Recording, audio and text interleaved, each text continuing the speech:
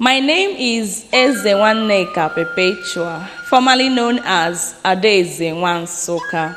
I grew up in a society that absconds culture, an environment where tradition is treated as evil. Ordinarily, I love dancing Igbo music and I see Igbo movies a whole lot. And I admire how the maidens dress. How did I start? In 2016, I started picking words, proverbs that I hear people say. Like my mom will always tell you, so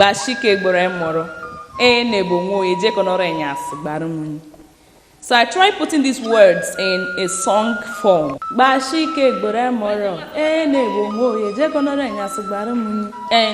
it flows like that. I'm an Igbo chant performance artist. And Nwa'Nsukka Nwa'Nsukka. Ana mama mbem dika ndị Anambra si ekwu ya.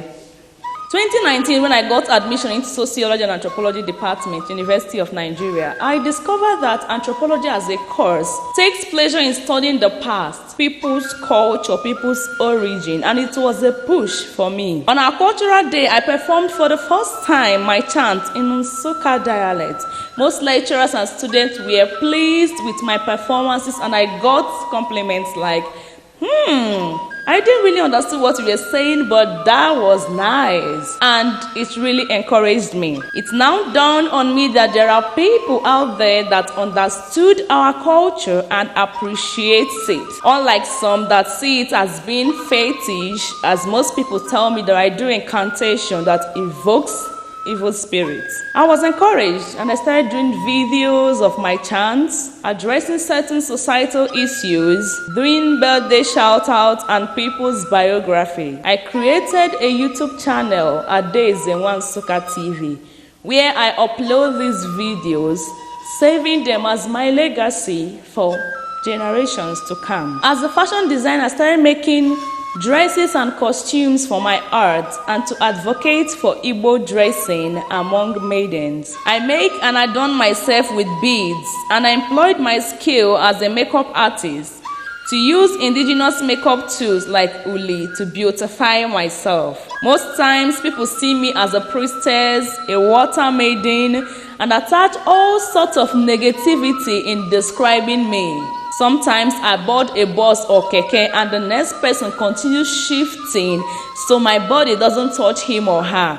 Some start to pray so loud that I can hear.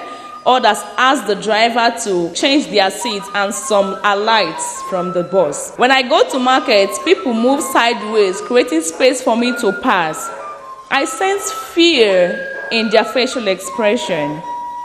Some will murmur or even say aloud, but trust me, as they step aside, I say to myself, these people are respectful. They know they're not supposed to be fighting for ways with a princess, so they should actually allow me to pass as a princess that I am. It is this attitude that I want to change. I want to re-socialize our people into appreciating our culture and seeing it as our identity. Instead of attributing fetishism to our culture, I am an advocate of Igbo culture.